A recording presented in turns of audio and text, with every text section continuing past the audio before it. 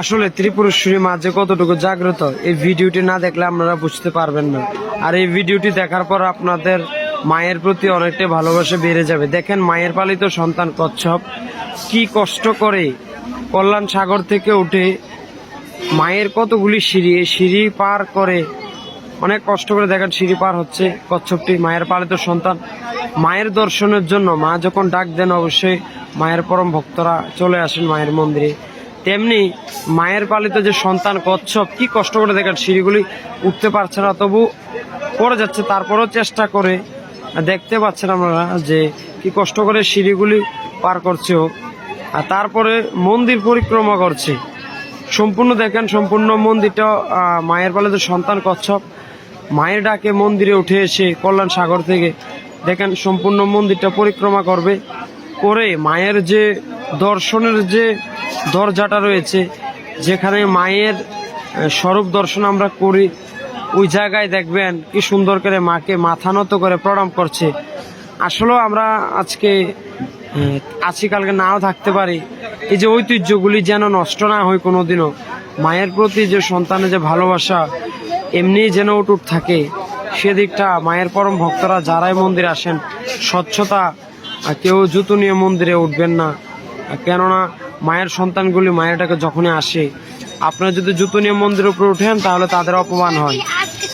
আসলে গতকাল রাতে এই এক অপরূপ দৃশ্যের সাক্ষী রইল মাতাবাড়িবাসী, কিভাবে এই কচ্ছপ কল্যাণ সাগর থেকে মায়ের ডাকে উপরে উঠে অনেকগুলি সিঁড়ি বেয়ে তারপরে মায়ের চরণতলে গিয়ে দরজার সামনে গিয়ে কিভাবে মাথা নত করে দেখেন, প্রণাম করে। সম্পূর্ণ ভিডিওটা আমরা দেখেন, দেখলে বুঝতে পারবেন মায়ের পালিত সন্তানগুলি মা কি জাগ্রত, তার ডাকে সন্তান কল্যাণ সাগর থেকে উঠে। এরূপ ঘটনা আগেও হয়েছিল, কিন্তু দীর্ঘ অনেক দিন পর এই ঘটনার এই দৃশ্যের সাক্ষী রইলাম যে মায়ের পালিত সন্তান খুব সুন্দর করে মাকে প্রণাম করছে।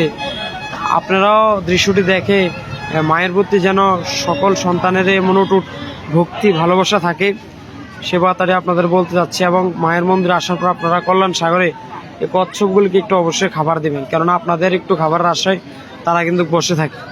তো দেখুন কি সুন্দর করে মায়ের পালিত কচ্ছপ মাকে প্রণাম করছে।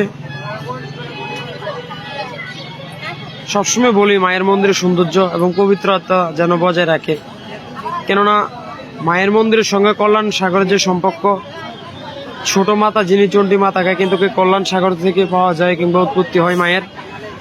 তো এই সাগরের যে প্রধান সৌন্দর্য মাছ কচ্ছপ, এই কচ্ছপের অপরূপ দৃশ্য, কচ্ছপের বহু ঐতিহাসিক ঘটনা রয়েছে, যেখানে মায়ের মন্দিরে এসে ডিম পারত, ওরা আগে মায়ের মন্দিরে মাকে প্রণাম করতো বা মৃত্যুবরণ করার আগে মায়ের মন্দিরে উঠে আসতো।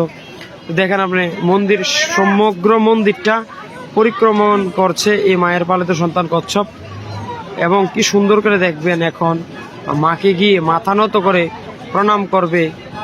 এই অপরূপ দৃশ্যটা আপনাদের দেখাচ্ছি।